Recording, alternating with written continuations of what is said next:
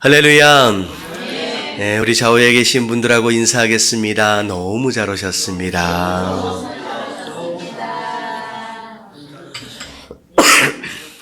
네, 감사합니다. 자, 오늘은 5장이죠. 하나님이 말씀하신다라고 하는 것에 대한 내용 제2과를 우리가 살펴보도록 하겠습니다. 자, 오른쪽 위에 히브리서 1장 1절서부터 2절까지의 말씀 같이 함께 읽어보도록 하겠습니다. 시작.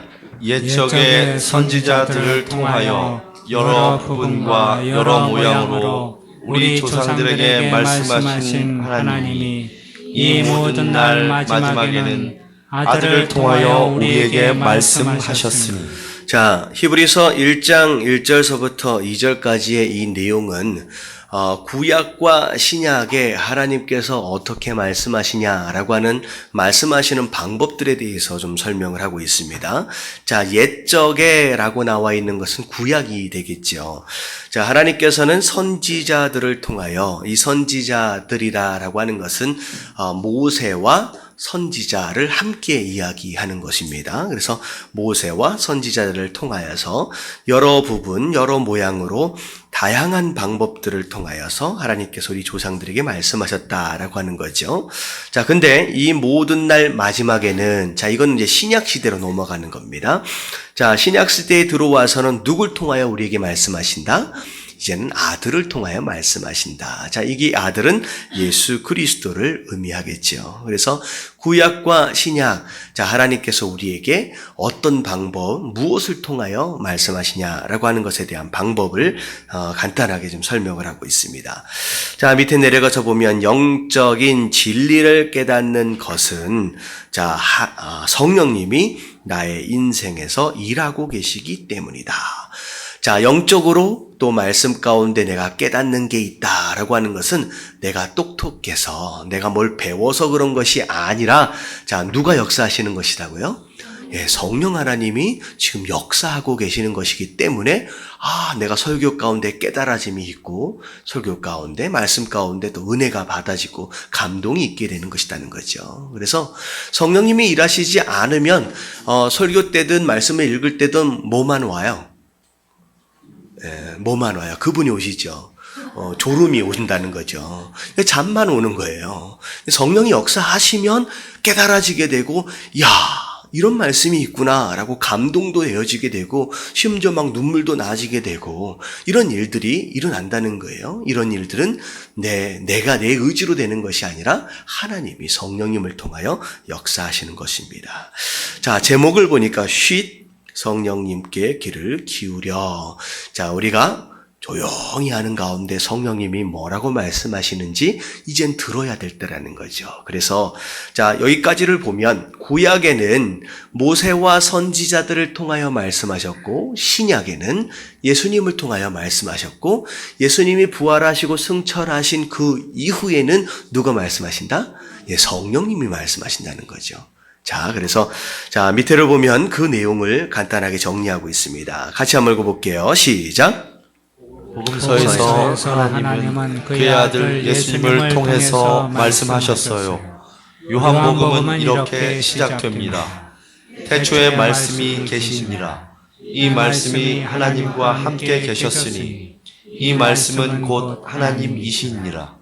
말씀이 육신이 되어 우리 가운데 거하심에 하나님이 예수 그리스도로 육신이 되셨습니다. 자, 요한복음 1장 1절서부터 나오는 이 내용은 예수 그리스도가 누구냐라고 하는 것, 예수 그리스도의 정체성에 대한 굉장히 깊이 있는 설명입니다. 자, 태초에 말씀이 계시니라.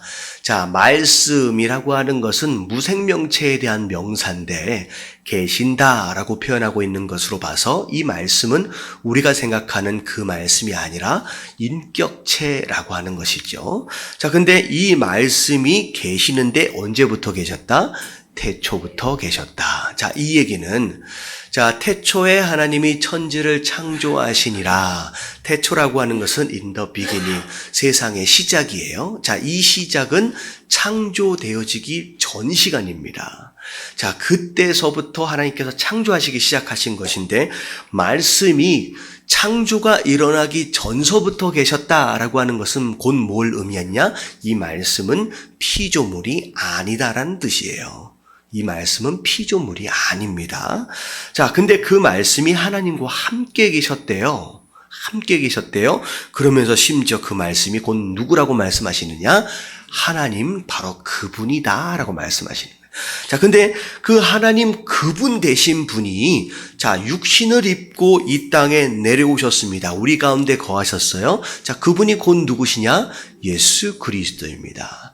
자, 그렇기 때문에 이 거꾸로 이제 설명을 해 보면 자, 예수 그리스도는 세상이 만들어지기 전서부터 누구와 함께 계셨다? 하나님과 함께 계신 분이라는 거죠. 예수 그리스도는 비록 육신을 입으시긴 했지만 하나님으로부터 창조를 받은 피조물이 아니라는 뜻입니다. 자, 그리고 그분 스스로 뭐라고 말씀하시냐? 비록 육신을 입으셨지만 그분 스스로 하나님이다라고 말씀하셨어요. 그리고 어찌 보면 이 세상은 무엇으로 만들어졌어요? 하나님의 말씀으로. 어찌 보면 예수님 그분 자체가 이 세상을 창조하신 창조의 주체다라고 얘기할 수 있는 것입니다. 그래서 이 땅에 오신 예수 그리스도 그분의 입장이 어떤 입장이었느냐? 내가 만든 세상이라는 거예요. 내가 만든 사람이라는 거예요. 나를 닮은 사람들이라는 거예요. 여러분 그런 입장에서 여러분들 세상 이제 생각한다라고 한다면 내가 만든 이 세상 가운데 내 형상으로 만들어진 이 사람들로부터 고난을 당하시고 핍박을 당하시고 심지어 죽임을 당하신 그 하나님의 모습을 우리가 이제 생각해 볼 수 있다라고 하는 것입니다. 자, 그래서 하나님이 바로 예수 그리스도로 육신이 되신 분이다라는 거예요. 자, 제자들도 이것에 대해서 이해하지 못했습니다. 자, 이 앞에 부분에 대한 내용은요, 삼위일체에 대한 설명입니다. 자, 이 삼위일체는 사실 적절하게 설명할 수 있는 방법이 없습니다. 왜냐하면 우리의 이해를 초월한 하나님의 세상이에요.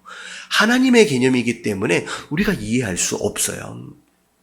진짜 이 삼위일체, 성부 하나님, 성자 하나님, 성령 하나님이 어떻게 세 분인데 한 분으로 계실 수 있겠는가라고 하는 것을 이해하려면 자, 어떻게 해야 돼요?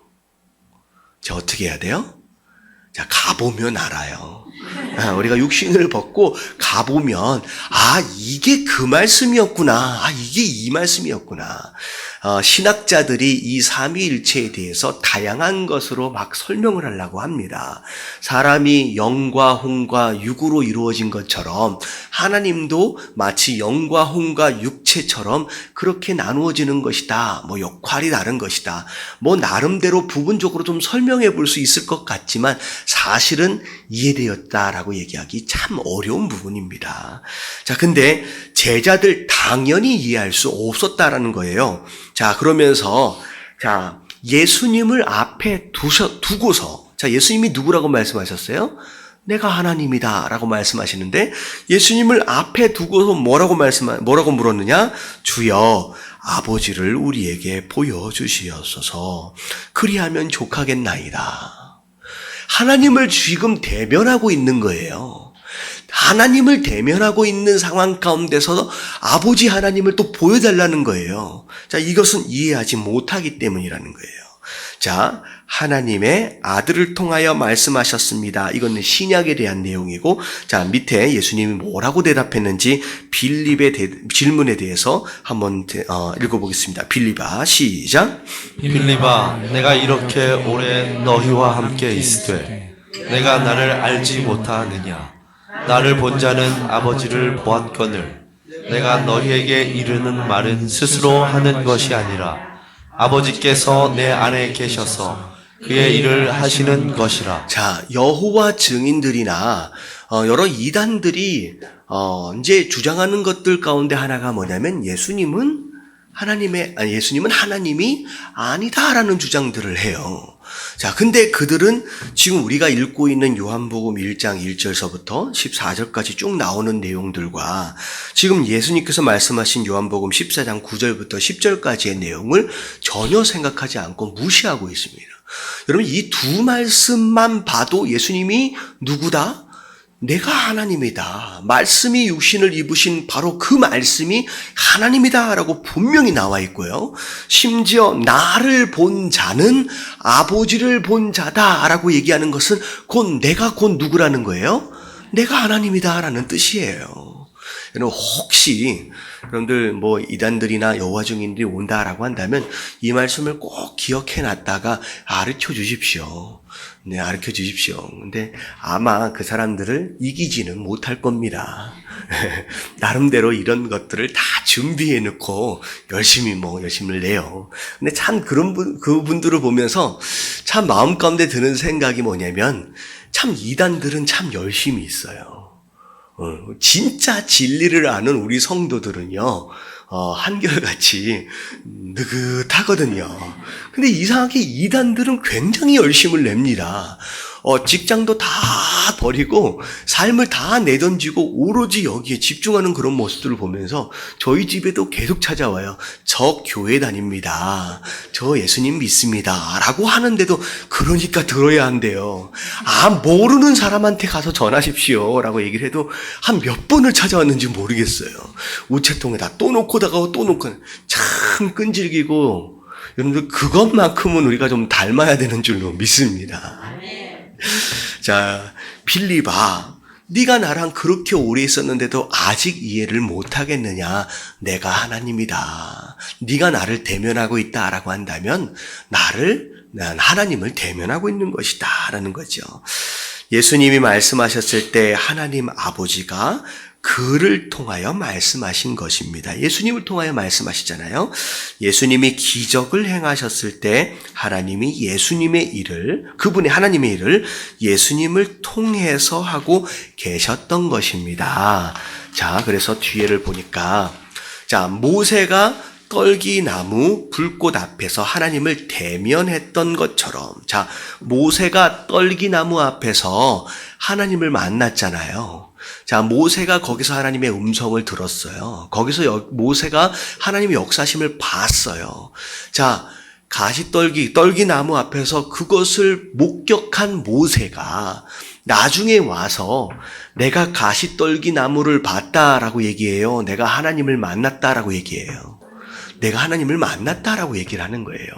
비록 눈앞에 놓여있던 것은 떨기나무였지만 그것을 통하여 말씀하심을 들었고 그것을 통하여 역사하심을 봤다라고 한다면 바로 그 자리가 내가 누굴 만난 자리다? 하나님을 만나는 자리라는 거예요. 이 얘기는 곧 무엇을 의미하느냐? 내가 어떤 장소에 있든 거기에서 내가 하나님의 음성을 들었고 하나님의 역사심을 내가 경험했다라고 한다면 그 자리가 내가 누굴 만난 자리다? 하나님을 만난 자리예요. 여러분, 이 자리도 마찬가지예요. 비록 목사가 사람의 말로 증거하고 있지만 여러분들이 여기서 정말로 하나님의 음성을, 하나님의 말씀을 여기서 듣고 계신다. 하나님이 지금 내 영혼 가운데 이런 말씀을 내가 들려주시고 계시는구나 라고 그 음성이 지금 들려지고 있다라고 한다면 이 장소는 목사를 만나는 장소가 아니라 누굴 만나는 장소다? 하나님을 만나는 장소가 되는 거예요. 그래서 예배가 곧 누구와의 만남이다? 하나님과의 만남입니다. 예배가 하나님과의 만남이에요. 그래서 떨기나무를 통하여 들은 하나님의 음성, 그게 하나님과의 만남인 것처럼 제자들도 예수님과의 개인적인 관계를 통하여 누굴 만난 거예요? 지금 하나님을 만나고 있는 것이라는 거죠. 예수님을 만난 것이 곧 하나님을 만난 것이었습니다. 예수님에게서 듣는 것이 곧 누구에게서 듣는 것이다? 하나님에게서부터 듣는 것입니다. 그래서 밑에 내려와 보면, 제자들이 다 같이 시작. 제자들이 예수님의 말씀을 들었을 때 그들은 하나님의 말씀을 들은 것입니다. 예수님과의 만남이 하나님과의 만남이었어요. 자, 그리고 나서, 자, 예수님께서 부활하시고 승천하신 이후, 자, 사도행전 안에서부터는, 자, 어떻게 나와 있느냐. 자, 대충 신약이 어떻게 구성되어 있는지 아시죠? 자, 신약은 앞에 사복음서가 있어요. 4가지 복음서. 어떻게 되어 있습니까? 마태복음, 마가복음, 누가복음, 요한복음. 자, 이 사복음서는 예수님의 제자들이 이제 사도들이 쓴 거예요. 자, 사도들이 쓴 건데 예수님의 행적에 대해서 예수님에 관해서 써진 이제 내용들입니다. 자, 이 사복음서 이후에 자, 무슨 성경이 나오느냐? 사도행전이 나와요. 자, 사도행전은 예수님께서 부활하시고 나서 승천하신 이후에 사도들이 어떠한 일들을, 어떠한 사역들을, 전도 사역들을 했는지, 성령의 역사하심이 어떻게 나타났는지에 대한 역사적인 내용, 사건적인 내용들이 쭉 이제 나오는 내용이 이제 사도행전이에요. 자, 사도행전 그 이후에 나오는 내용들이 자, 서신서들이 나옵니다. 이 서신서들은 그 말 그대로 편지들이에요. 자, 이 편지들은 사도들과 또 바울 사도, 수많은 사도들을 통하여 각 교회들에게 어떤 목회적인 입장에서 어떤 특정한 목적을 위해서 보낸 편지들 중에 이제 하나가 되는 것이죠. 자, 그래서 사도행전서부터다라고 한다면 예수 그리스도가 부활하시고 승천하신 이후, 자, 사도들의 행전, 그리고 성령의 행전이다라고 이제 부르기도 합니다. 자, 그때서부터 지금까지는 어떻게 있어지느냐, 어떤 내용들이 있어지느냐. 자, 밑에 나옵니다. 복음서를 시작.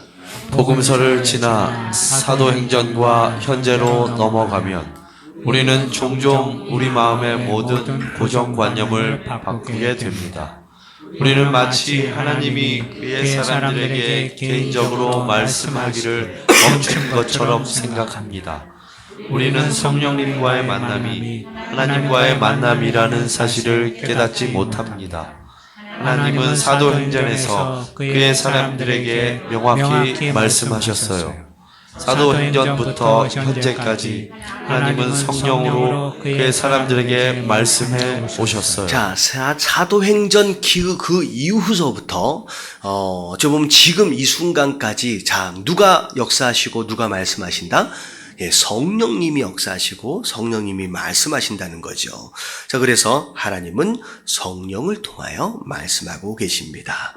자, 성령님은 예수를 믿는 사람의 인생에 함께 거하신다. 자, 다 같이 한번 읽어볼게요. 너희가 시작.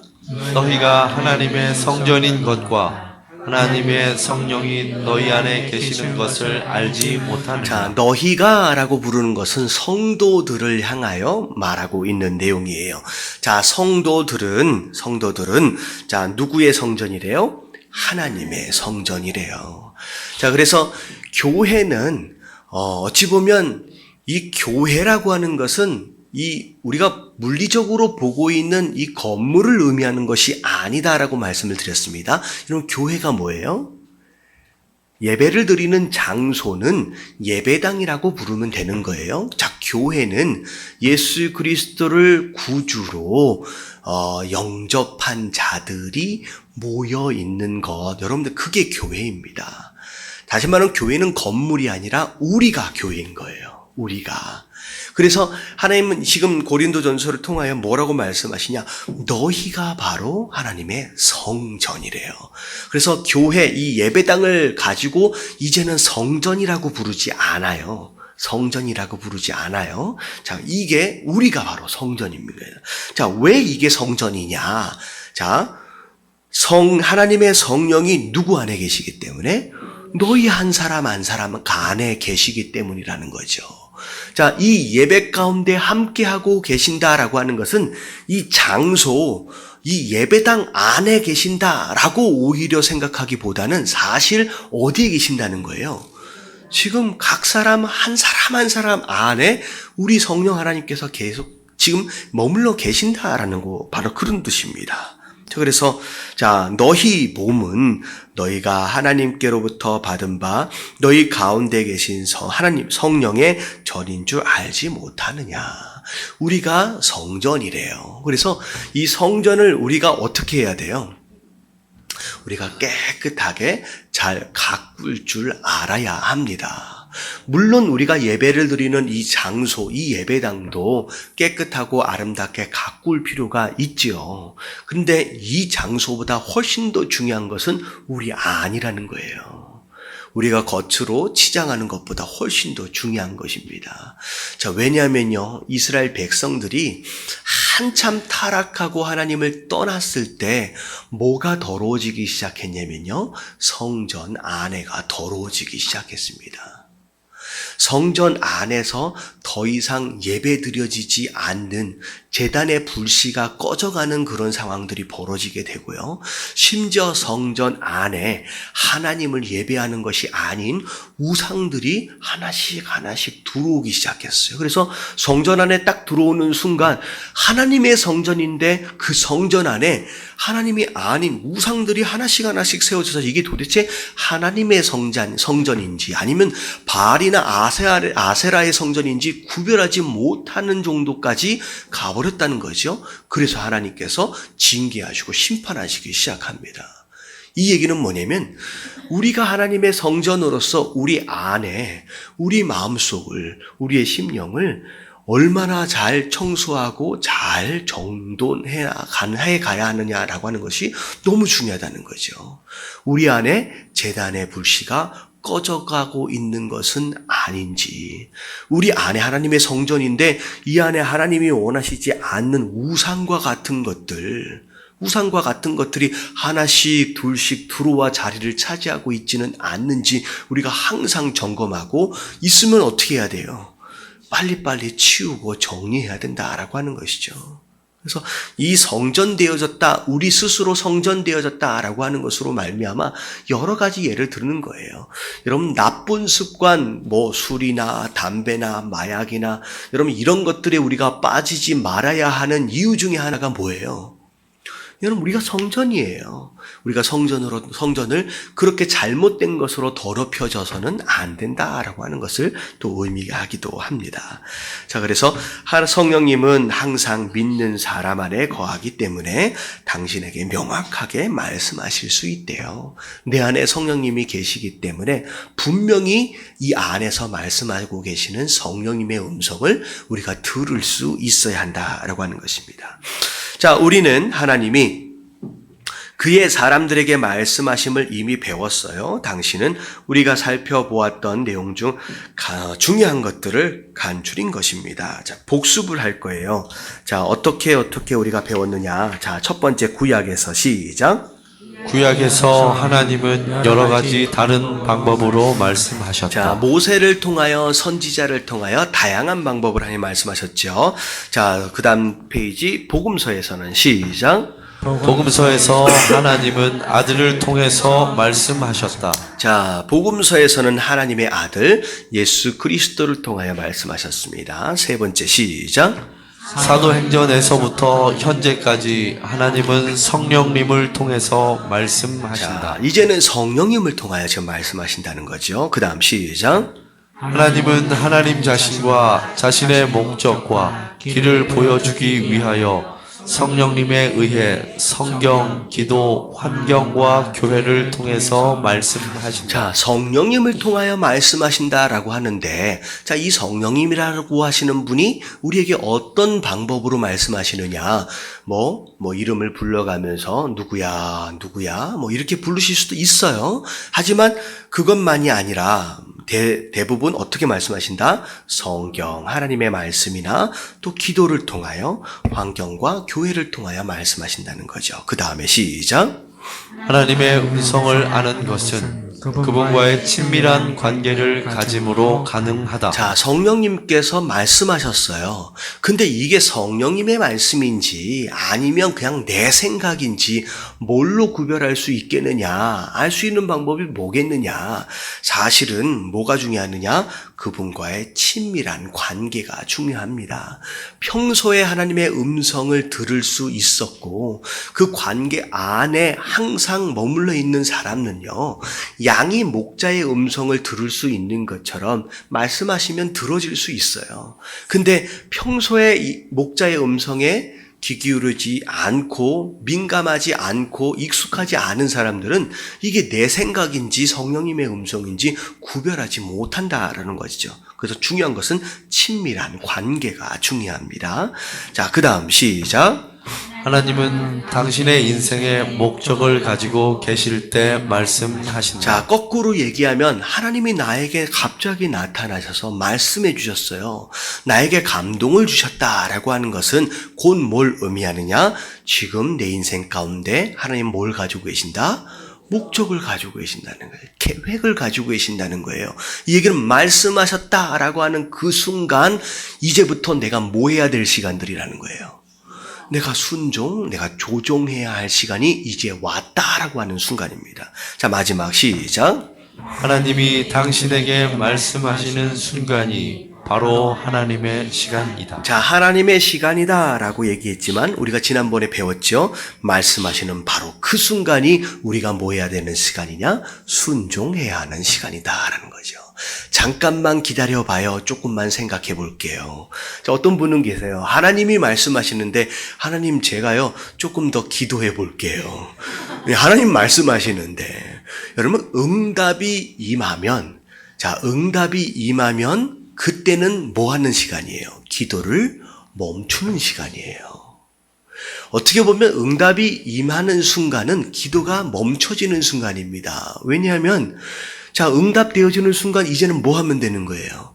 순종하면 되는 거예요. 근데 응답이 이미 임했음에도 불구하고 순종을 하지 않고 계속 기도를 하고 있다라고 하는 것은 곧 무엇과 같으냐?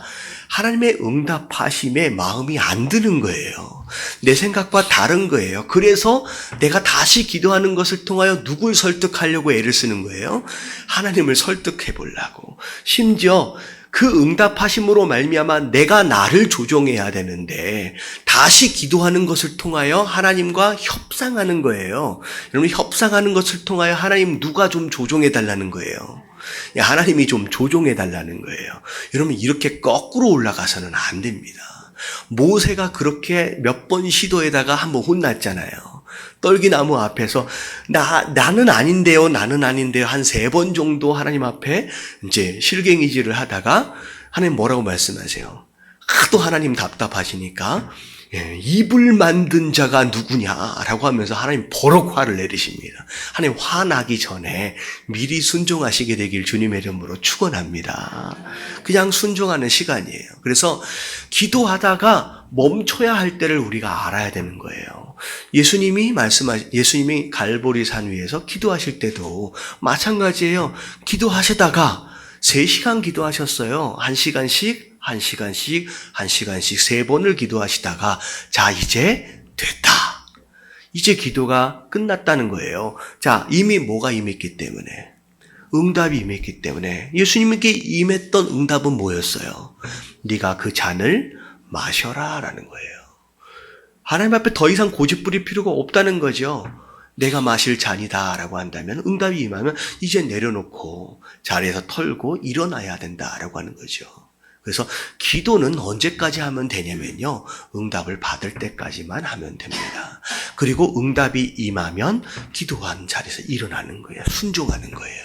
그리고 나서 순종하는 과정 가운데서 또 우리가 기도해야 합니다. 그 기도는 하나님 어떻게 해야 합니까? 라고 하는 내용이 아니라 하는 이 순종을 하나님 도와달라고 기도하는 거예요. 내 힘으로 내 의지로 할 수 있는 것이 아닙니다.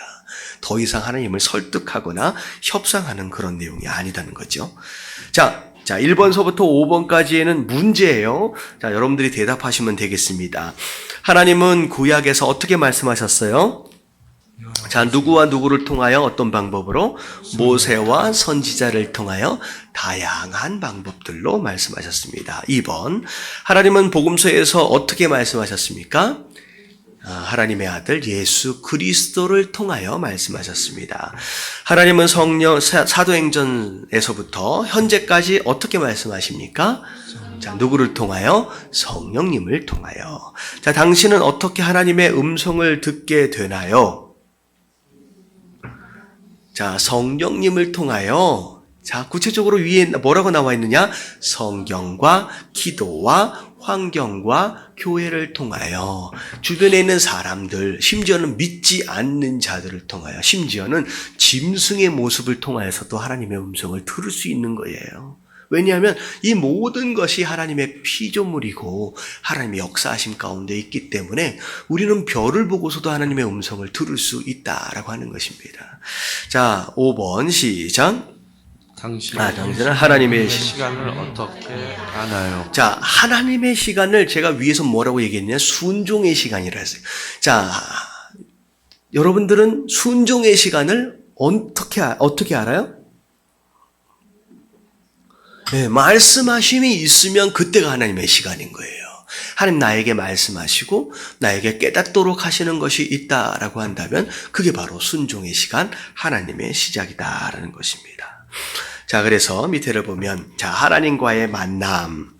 하나님이 구약에서 모세나 다른 사람들에게 말씀하셨을 때 하나님과 만나는 것이었습니다. 예수님을 만나는 것이 제자들에게서는 하나님을 만나는 것이었어요. 마찬가지로 당신이 성령님을 만나고 있다라고 한다면 바로 누굴 만나고 있다는 것이냐? 하나님을 지금 만나고 있다라고 하는 것입니다.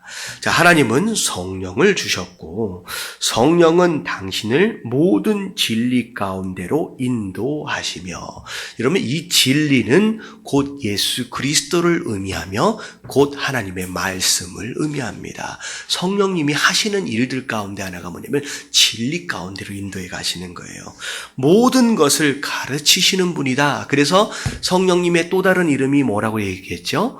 보혜사, 보배롭고 은혜로우신 선생님이라고 얘기했죠. 그래서 보혜사예요. 성령님이 당신의 인생에서 일하고 계시기 때문에 당신이 영적인 진리를 이해하는 것입니다. 하나님의 영이 가르쳐 주지 않으면 당신은 하나님의 말씀을 이해할 수 없다는 거죠. 당신이 하나님의 말씀 앞에 오면 그것을 쓰신 저자 자신이 오셔서 당신을 가르치십니다. 하나님이 말씀을 쓰셨거든요. 그래서 여러분들이 지금 말씀을 듣는 가운데 그렇구나 되어지는 모습들이 있다라고 한다면 지금 성령 하나님이 지금 역사하고 계신다는 거예요. 당신은 혼자의 힘으로 결코 진리를 발견할 수 없다. 진리는 계시되어지는 것이다. 이러면 진리는 계시되어지는 거래요. 진리는 이해되어지는 게 아니에요. 진리는 설명되어지는 것으로 말미암아 논리적인 체계를 가지고 이해되어지는 상황들이 아닙니다. 계시예요. 그럼 계시가 무슨 뜻이에요? 계시가 뭐예요? 가리워졌던 것이 드러났다라는 뜻이에요. 계시라는 것이. 그러니까 하나님의 말씀은 하나님이 의도적으로 가리우셨어요. 그리고 특정 하나님이 선택하신 자들에게만 뭐 하신다? 들추어서 보여주시는 거예요. 그러니까 계시다라고 하는, 어떻게 보면 리빌한다라고 그러거든요. 보여주시지 않으면 절대 이해되어지거나 깨달을 수 없다라고 하는 거죠. 하나님의 말씀은 계시입니다. 자, 그래서 성령님이 당신에게 진리를 계시하실 때 그가 당신을 하나님과의 만남으로 이해하는 것이 아니라 바로 하나님을 만난 것입니다. 그러니까 계시가 있어졌다라고 하는 것은 뭐냐면 그것 자체가 하나님을 만난 거예요. 하나님을 만난 것이다 라고 이해하시면 되겠다라는 거예요. 자, 밑에 여러 가지 좀 문제들이 좀 나오는데 지금까지 1장서부터 4장까지를 쭉 넘어오면서 굉장히 우리가 한 두세 달 이상, 한 서너 달 이상을 계속 우리가 보고 있거든요. 자, 이 보고 있는 이런 상황 가운데 여러분들 혹시 1장부터 4장까지 하나님께서 당신의 마음에 와닿게 해주셨던 구절이나 성구, 어떤 단어들이나 어떤 표현들이 있으면 우리가 함께 좀 나누면 좋을 것 같아요. 우리가 하나님을 경험하는 삶이다 라고 했을 때 내가 전에는 생각하지 못했었는데 내가 이 과정들을 통하여 조금이라도 새롭게 깨닫게 된 것이나 마음 가운데 아직 자리 잡고 있는 어떤 그런 것들이 있으면 어떤 것들이 있을까요? 이렇게 질문하면 대답하기 되게 애매하겠죠. 괜찮아요. 우리 몇 명 안 되잖아요. 마음 가운데 딱 남는 생각이 뭐가 있어요? 맞아, 그래. 오늘 말씀 가운데 말씀이 육신을 입으셨다. 그게 바로 예수님이고 그게 바로 하나님이다. 예, 그것에 대한 설명이 어찌 보면 제대로 여태껏 듣지 못했던 설명일 수도 있었을 것 같아요. 그게 바로 예수 그리스도의 본체, 이제 뭐라 그럴까요? 정체성이에요. 예수 그리스도가 누구냐라고 하는 거. 또 혹시 기억나는 거 있으세요? 이럴 때는 이렇게 침묵을 해주시면 저는 이 교제를 통하여서 제가 가장 중요하게 마음 가운데 오는 생각은 뭐냐면 두 단어예요. 첫 번째 단어가 친밀한 관계고요. 두 번째 단어가 조정이라고 하는 단어입니다. 저는 이 두 단어가 항상 마음 가운데 들어오게 되더라고요. 결국은 하나님의 음성을 듣는 것도, 결국 하나님의 일하시는 것을 보는 것도, 그 모든 것들을 깨닫게 되고 알게 되는 이 모든 것들은 결국은 무엇을 근거로 한 것이냐? 친밀한 관계를 기초로 한 것이라는 거예요. 평소에 하나님과의 친밀한 관계, 평소에 하나님을 깊이 있게 만나고 있지 않다라고 한다면 하나님이 일하시는 걸 절대 볼 수 없다는 거죠. 말씀하심도 들을 수 없다라는 거예요. 이게 내 생각인지 하나님이 들려주시는 음성인지도 구별할 수 없다라는 것입니다. 그래서 가장 중요한 것은 뭐냐면 평소에 내가 해야 할 것이 뭐냐? 친밀한 관계. 매일매일 그분과의 관계 안에, 만남과 안에 있어야 된다라는 거죠. 그리고 두 번째 제가 중요하게 떠올랐던 것이 뭐냐면 조종이라고 하는 단어예요. 우리가 순종이라고 하는 단어로 일반적으로 설명되어지고 있는 단어인데 조종이라고 하는 것은 adjust잖아요. 내 방향을 하나님께 맞추는 거예요. 내 속도를 하나님께 맞추는 거예요. 내 목적지를 하나님께 맞추는 거예요. 다시 말하면 내가 바꾸는 거예요. 하나님을 내가 설득하고 하나님을 조종하는 것이 아니라 내가 나를 조종하는 모습들이 있어야 된다는 거죠. 여러분, 기도의 목적도 마찬가지입니다. 기도의 목적이다라고 하는 것은 내가 어떤 문제가 있을 때 내가 그 문제를 하나님을 통하여 해결하는 것인데 거의 대부분 기도 응답은 누가 먼저 뭐 하는 것을 통하여 있어지게 되느냐? 내 삶을 조종하는 것에서부터 응답이 시작되어지는 거예요. 근데 마치 마술이나 요술을 부리는 것처럼 주문을 하나님 앞에 기도하면서 외우면 하나님이 기적 같은 것들을 딱 행하셔 나는 손 하나 까딱 안 하고 그냥 자연스럽게 모든 일이 일어나는 것처럼 생각하시는데 그렇지 않다라는 거죠. 심지어 기도마저도 내가 내 스스로를 조정하는 거예요. 예수님이 하나님께 기도했잖아요. 그러고 나서 누가 누구를 조종했어요? 예수님이 스스로를 조종하십니다. 하나님 뜻에 맞춰서. 조종이라는 단어가 가장 머릿속에 남는 단어였습니다. 자, 이 두 단어 말고 또 혹시 기억나는 거 있어요? 별로 강의를 잘 못했나 봐요. 제가 하나님이 우리 가운데 일하신다라고 하는 그런 표현도 굉장히 중요한 부분이었습니다. 네, 우리를 초청하신다. 여러분, 이 초청이라고 하는 단어도 어떻게 보면 이 안에 또 띄워주시네. 굉장히 중요하게 이제 하나님을 경험하는 삶 안에서 말씀하고 계시는 내용이시죠. 그건 다 보여줘 버리면 안 되는데. 자, 그러면 자, 그 다음으로 넘어가서 우리 함께 볼게요. 자, 즉각적인 반응. 자, 여기를 한번 읽어봅니다. 하나님이 말씀하시고, 시작. 말씀하시고 나서, 자, 그 다음으로 넘어갔어요. 131페이지. 예, 그 131페이지. 즉각적인 반응. 시작. 하나님이 말씀하시고 나서 그 다음에 모세가 무엇을 했는지가 중요합니다. 예수님이 말씀하시고 나서 다음에 제자들이 무엇을 했는지가 중요합니다.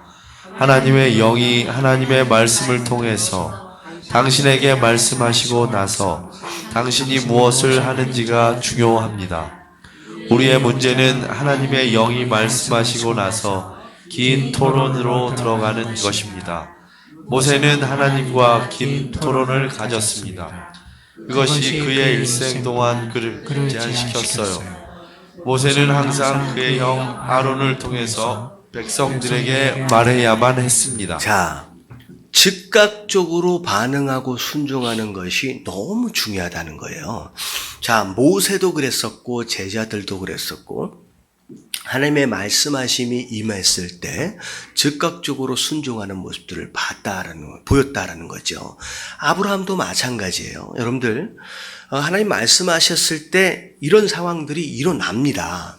하나님 말씀 가운데 내가 이것에 순종해야 되겠다라고 하는 마음을 주세요. 그러면 많은 사람들이 고민을 하게 되잖아요. 내 생각과 좀 다르다는 거죠. 내 계획과 좀 다르다라고 하는 거죠. 자, 그런 가운데 많은 사람들이 이제 실수하는 것들 중에 하나가 뭐냐면 하나님의 음성 들은 것에 대해서 하나님의 그 음성을 하나님과 확인하는 작업을 해야 되는데, 자, 누구와 확인을 하느냐? 주변에 있는 다른 사람과 확인을 해요. 그러면 말씀을 듣지 않는 다른 사람들은 하나님의 말씀에 대하여 순종할 수 있는 대답을 절대 주지 않습니다. 절대 주지 않아요. 자, 보세요. 생각해 보세요. 아브라함 같은 경우에 본토 친척 아버지 집을 떠나라라고 말씀하시잖아요.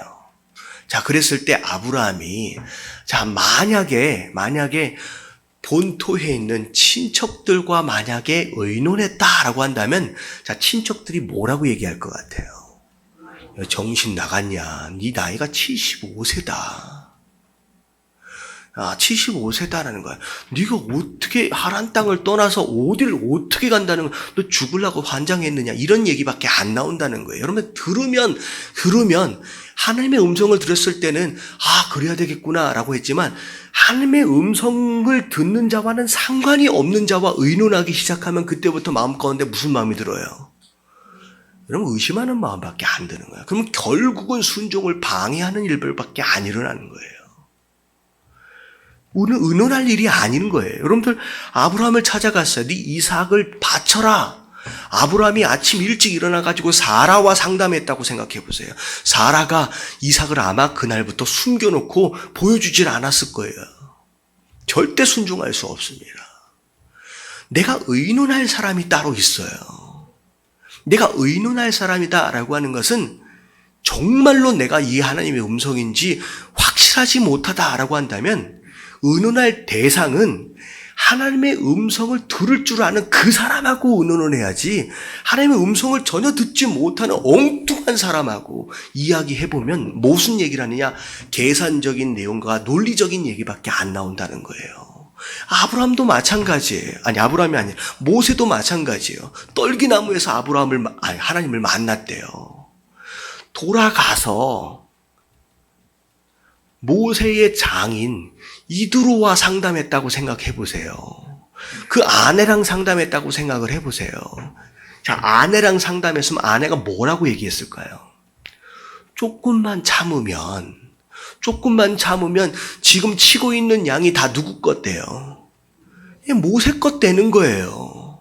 지금은 장인의 양을 지금 치고 있는 상황이지만 조금만 참으면 그 장인이 어느 정도 물려주지 않겠느냐? 조금만 참으면. 그리고 제법 이 이드로가 그 지방에서 제법 그 유력자예요. 어느 정도 자리 위치도 차지하고 뭐하러 더군다나 살인자로 쫓겨난 사람이잖아요. 도망자잖아요. 애굽에서 죽으려고 정신 나갔습니까?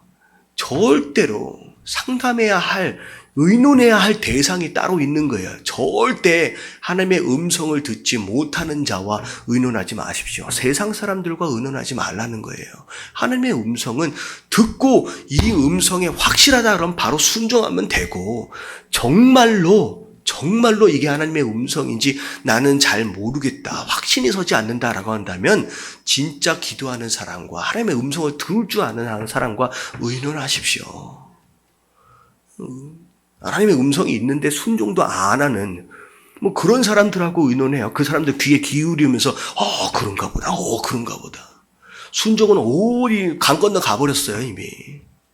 이렇게 된다고요. 이게요 굉장히 쉬운 얘기 같지만 성도들 가운데 거의 99%가 이런 모습으로 살아갑니다. 그래서 성경 안에 제대로 순종하는 사람들이 몇 명 나오지 않는 거예요. 저는 노아 시대 때도 마찬가지고 아브람 시대 때도 마찬가지고 하나님께서 노아만 찾아가셨다고 생각하지 않아요. 하나님은 아브람에게만 찾아갔다고 생각하시지 않아요. 하나님은 수많은 사람들에게 음성을 들려주셨을 것 같아.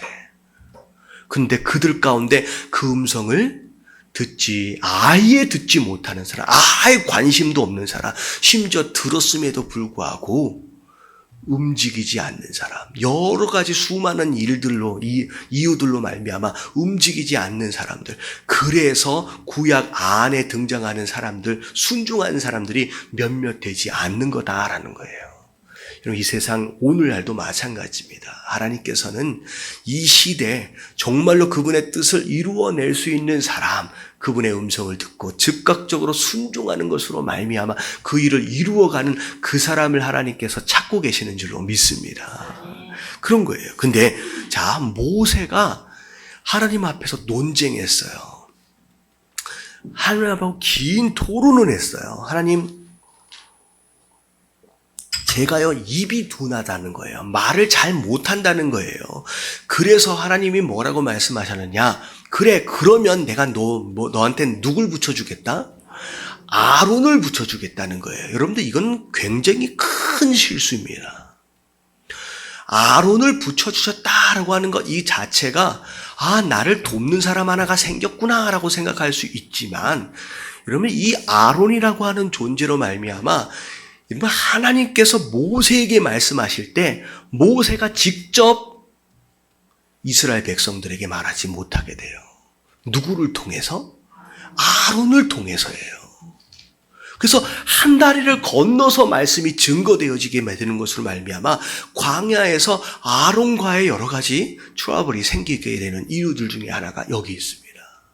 그러니까 딱 이런 거예요. 최선의 방법이 있어요. 하나님 딱 말씀하실 때 그때 딱 순종하면 그게 최선이거든요. 베스트거든요. 근데 그것을 하지 못하고 타협하고 시간을 늘리고 연장되어지게 되면요, 그 연장되어지고 타협하는 그 순간 베스트가 아닌 또 다른 문제들이 우리 안에 계속 붙게 되는 거예요. 그래서 평생 그것 때문에 짐이 되어지는 경우가 많습니다. 그래서 그때 어떻게 순종했었어야 되는데, 처음에 즉각 순종했었어야 되는데 내가 왜 그때 그렇게 밀어버렸을까라고 하는 그런 일들이 결국에는 일어나게 된다라고 하는 거예요. 여러분들 모세의 경우와 여러분들이 아브라함의 경우를 여러분들이 보시면서 여러분 즉각적인 순종으로 나아가심으로 말미암아 하나님께서 여러분들을 위해서 준비해 놓으신 최선의 계획 안에서 살아갈 수 있는 저와 여러분들 되시길 주님의 이름으로 축원합니다. 자, 그 다음 말씀 또 읽어볼게요. 하나님이 시작. 하나님이 당신에게 무엇을 정기적으로 말씀해 오셨는지를 점검해 보세요. 만약 하나님이 말씀하신 것을 듣고도 당신이 응하지 않았다면 하나님의 음성을 듣지 못할 때가 올 것입니다. 불순종은 여호와의 말씀을 듣지 못한 기갈로 빠뜨릴 수 있습니다. 자, 하나님의 음성이 임했는데, 자, 순종하지 않는다. 자, 이게 반복적으로 우리 삶 가운데 일어난다라고 한다면 무엇이 일어나게 되느냐? 하나님의 여호와의 말씀을 듣지 못한 기갈. 이 기갈이라고 하는 것은 메말라 버렸다라는 그런 의미예요. 더 이상 말씀하심이 들려지지가 않는 거예요. 저는 참 안타까운 인물들 중에 하나가 뭐냐면 사울입니다. 사울 왕. 사울 왕이 나름대로 열심히도 있었던 사람인 것 같고, 나름대로 사람으로 봤을 때 굉장히 실력도 있고 능력도 있는 사람이에요, 사울 왕이. 근데 결국은 하나님 말씀에 완전하게 순종하지 못하는 모습으로 말미암아 하나님 앞에 혼나게 되는 여러 번의 일들이 있어지게 됩니다. 자, 그랬을 때 사울이 그 불순종에 대한 하나님의 꾸지람에 대하여 잘못 반응하게 돼요. 내가 잘못했구나라고 회개하는 모습으로 나오기보다는 그 정도 가지고 나를 이렇게 혼내면 안 됩니다 라고 얘기하는 거예요. 여러분, 하나님이 혼내셨는데 하나님이 혼내신 것에 대해서 어떻게 사람들 앞에서 나를 이렇게 혼낼 수 있습니까? 내 입장이 뭐가 됩니까? 라고 반응한 거예요. 여러분, 이것 자체가 하나님 앞에는 굉장히 도전이 된 겁니다. 자, 그렇게 되는 것으로 말미암아 더 이상 사무엘 선지자가 사울을 만나주지 않게 돼버립니다. 여러분, 이 상황은 어떤 상황이냐? 사무엘이 사울을 만나줬다, 안 만나줬다라고에 대한 개념이 아니라 하나님의 말씀이 사울을 떠나버렸다는 거예요. 더 이상 말씀하심이 없어지는 상태가 되어버렸다는 거예요. 여러분, 이것은 저주이며 정말 가장 심각한 문제라는 거예요. 이건 뭐냐면, 자, 첫 번째, 말씀하심에 자꾸 불순종하게 되면 말씀이 점점점 말씀하심이 떠나기 시작해요. 왜? 불순종하는 사람에게 더 이상 말씀해 주시지 않는 거예요.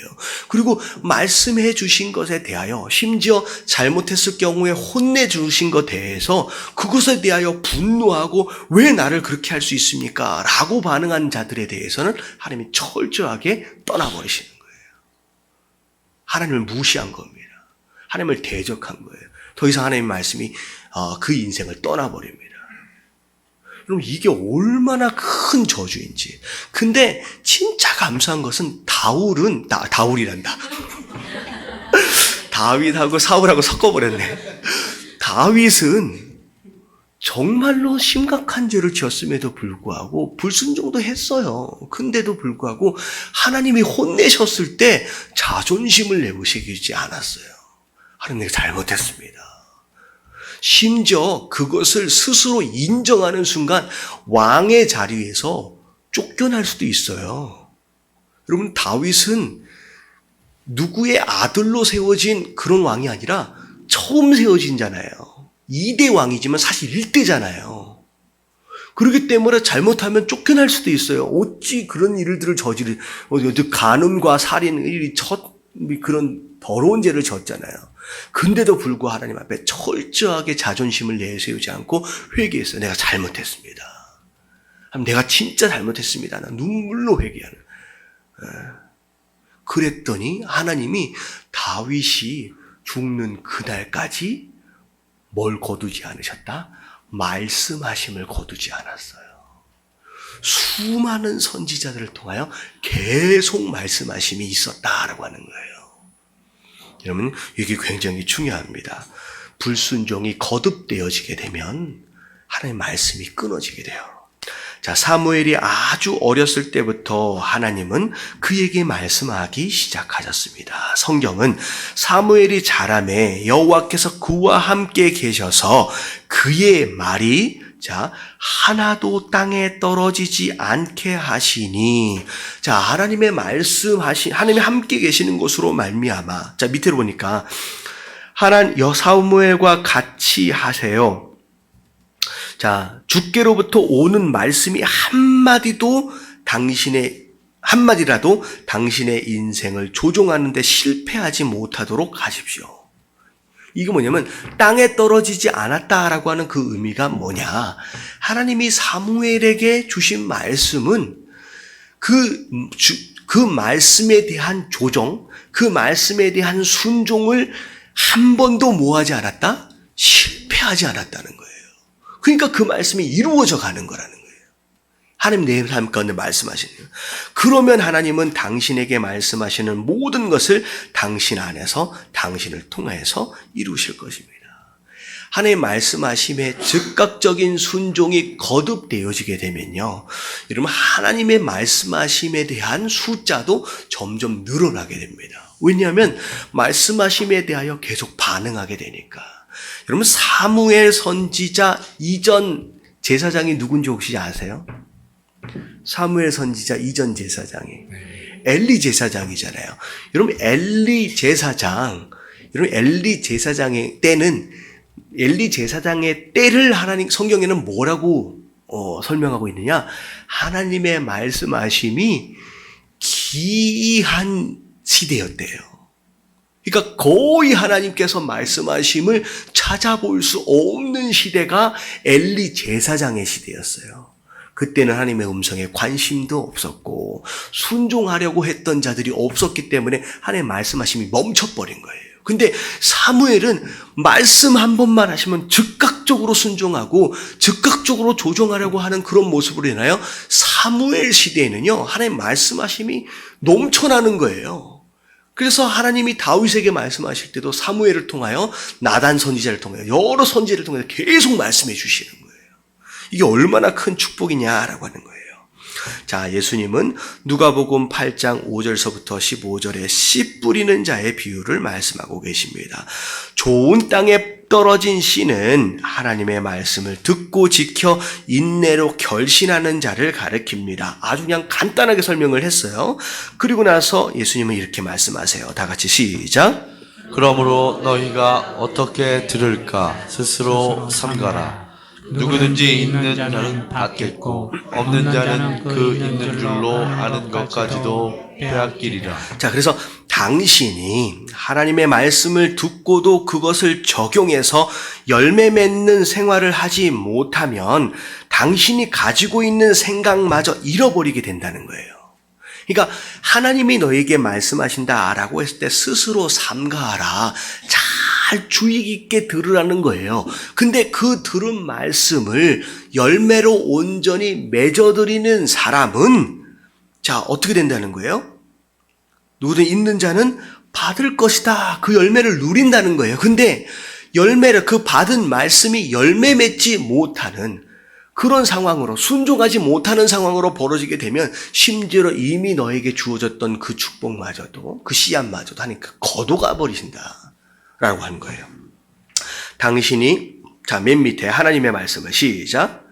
하나님의 말씀을 듣고도 그것을 적용해서 열매 맺는 생활을 하지 못하면 당신이 가지고 있다고 생각하는 것마저 잃어버리게 될 것입니다. 그 다음에 하나님의 말씀을 어떻게 듣는가 스스로 삼가하세요. 성령님이 당신에게 말씀하시면 즉각 그분이 하라는 대로 하겠다고 지금 결단하세요. 네, 지금 결단하여 순종하는 것이 가장 베스트입니다. 자, 그래서 자, 오른쪽에 정리를 한번 해볼게요. 자, 1번서부터 시작. 성령님과의 만남이 바로 하나님과의 만남이다. 자, 구약은 모세와 선지자들을 통하여 말씀하셨고요. 자, 신약에는 예수 그리스도를 통하여 말씀하셨습니다. 자, 사도행전 이후 오늘의 시대는 성령님을 통하여 말씀하시죠. 그 성령님은 무엇을 통하여 말씀하세요? 성경과 기도와 환경과 교회를 통하여 이제 말씀하시죠. 자, 좀 외우시면 좋을 것 같아요. 이제 계속 걔가 물어볼 거니까 외우시면 좋을 것 같습니다. 자, 2번 시작. 내가 영적 진리를 이해하는 것은 성령님이 나의 인생에서 일하고 계시기 때문이다. 네, 말씀을 듣는 가운데 내 마음 가운데 깨달음이 있고 찔림이 있고 또 이해되어짐이 있다라고 하는 것은 내가 똑똑해서가 아니라 하나님이 지금 역사하시는 거라는 거죠. 성령님이. 3번 시작. 내가 하나님의 말씀 앞에 나오면 그것을 쓰신 장본인이 오셔서 나를 가르치신다. 그것을 쓰신 장본인이 누구예요? 하나님이시잖아요. 하나님께서 직접 나를 오셔서 나를 만나주시고 가르쳐 주신다라는 거예요. 자, 4번 시작. 진리는 발견하는 것이 아니라 계시되는 것이다. 예, 진리는 발견하는 것이 아닙니다. 세상 종교들이 생각하는 것처럼 여러 무슨 돌을 닦고 수양을 하는 것을 통하여 스스로 깨달아지는 것이 아니라 하나님이 보여주시는 거예요. 그래서 말씀에 대한 이해도 깨달음도 사실 다 은혜라고 얘기할 수 있습니다. 그냥 보여주신 것만큼이에요. 그래서 말씀을 보다가 나는 이 말씀을 이해하기 너무 어려운 것 같다라고 한다면 그것은 하나님이 아직 나한테 뭐 하시지 않은 거예요. 계시하시지 않은 거예요. 그러면 내가 뭐 하면 되느냐? 멈추면 되는 거예요. 그 자리에 멈춰서면 되는 거예요. 보여주신 것만큼 또 필요에 따라서 물을 수도 있지만 하나님께서 은혜로 나에게 보여주시는 것입니다. 그래서 오늘 전체적인 말씀은 두 부분으로 좀 나눠지는 것 같지요. 하나님께서는 오늘날 우리에게 뭘 통하여 말씀하시냐? 성령님을 통하여 말씀하신다는 거예요. 우리가 그분의 음성을 들어야 한다는 거죠. 근데 가장 기본적으로 그분의 음성을 들으려면 성경을 통하여서든 기도를 통하여서든 환경을 통하여서든 교회를 통하여서든 그분의 음성을 들으려면 평소에 어떤 관계 안에 있어라? 친밀한 관계 안에 있으라는 거죠. 여러분, 이 친밀한 관계를 가장 잘 할 수 있는 비결은 여러분 뭐 하는 거예요? 매일매일 큐티 하는 겁니다. 여러분, 큐티가 뭐예요? 여러분, quiet time이에요. 조용한 시간이란 뜻인데 매일매일 말씀을 묵상하며 그분과 대화하는 것을 매일매일 해 가야 합니다. 그래야 말씀하실 때 들을 수 있다라고 하는 거죠. 자, 이게 앞에 부분에 대한 내용이에요. 그리고 뒤에 부분에 대한 내용은 뭐냐면 말씀하시는 바로 그 순간이 우리가 뭐 해야 될 때다? 순종해야 할 때라는 거죠. 자, 그 순종의 타임을, 시간을 놓치게 되고 오히려 하나님과 타협하게 되고 논쟁하게 되면 나중에 누군가가 날 도와줄 수 있으니까 좋겠다라고 여겨지지만 평생 후회스러운 일들이 벌어진다는 거예요. 나중에 내가 그때 순종했었어야 되는데. 그리고 마지막에 뭐라 그랬어요? 순종하지 않고 하나님의 말씀하심에 대하여 거북하게 계속 그렇게 반응한다라고 한다면 결국은 하나님의 말씀이 어떻게 되어질 수 있다? 떠나게 되는 가장 무서운 일이 벌어진다라고 하는 거예요. 그래서 매일매일 하나님 말씀하신 마치 사무엘처럼 하나도 땅에 떨어지지 않게끔 내 삶을 조종하고 그 말씀에 따라 내 삶을 순종하는 것에 실패하지 않는 삶을 살아가야 한다라고 하는 거. 이런 그렇게 살아갈 수 있는 저와 여러분들 되어지시길 주님의 이름으로 축원합니다.